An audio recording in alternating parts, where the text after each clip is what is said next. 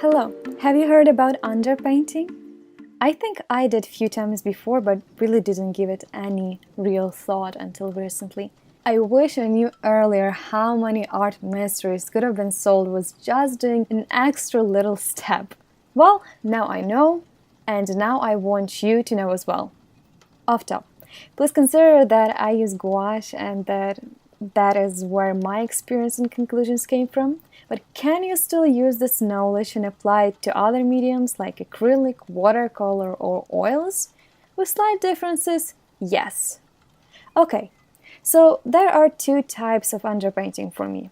One is where I do a monochromatic or two-colored actual sketch with paints underneath, and the second one is just a single color wash on the surface. The whole concept of it is written in the word underpainting. So it's something we do before going full force with all of our colors.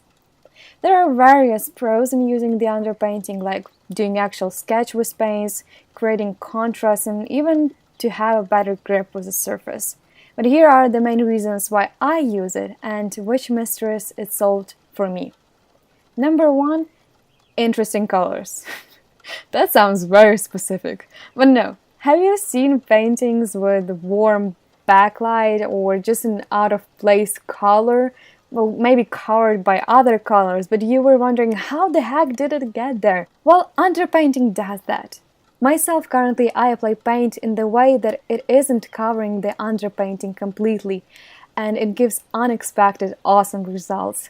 But way before that, while doing master studies, knowing nothing about underpainting, I tried to add such interesting color on different stages, but it didn't work because it didn't make sense to me to add that at the beginning, and on the last stages I could not get that transparency underneath kind of look.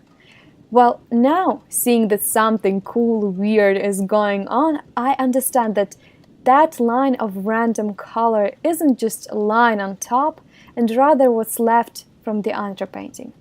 God, I'm saying underpainting so many times. Number two, color balance.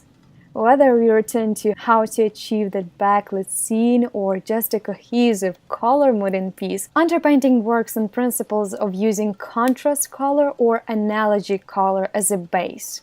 And I'm saying contrast and not complementary because you don't need to use the exact opposite colors. I like using contrasting colors currently, but the point is that you establish the main color for your next color relationships to rely on. So you probably saw how gray may seem lighter surrounded by black than surrounded by white. The same is here. If you have a warm underpainting and you painting the contrast using the opposite colors, you can get a cool toned art piece, because all the next colors you will use, you will make a little more cooler than you would do with just a plain white surface.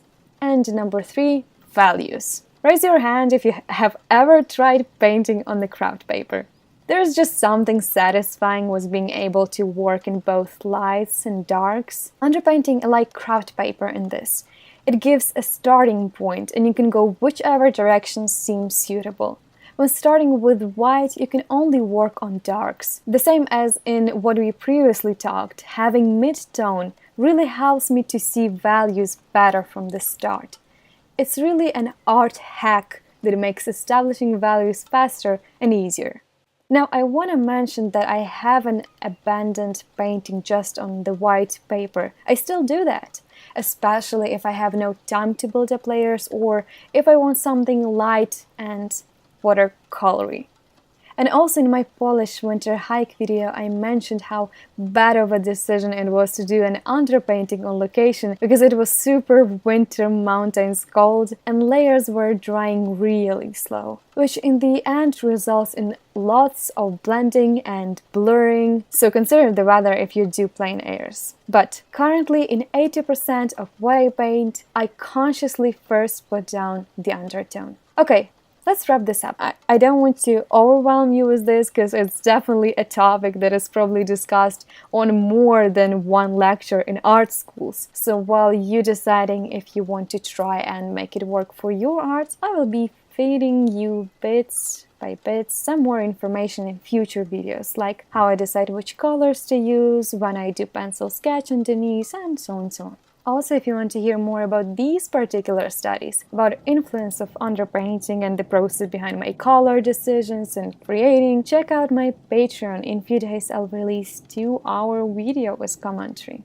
So I hope you found something informative and interesting in this video and you liked the river studies. I will see you soon enough. Stay curious and carry on.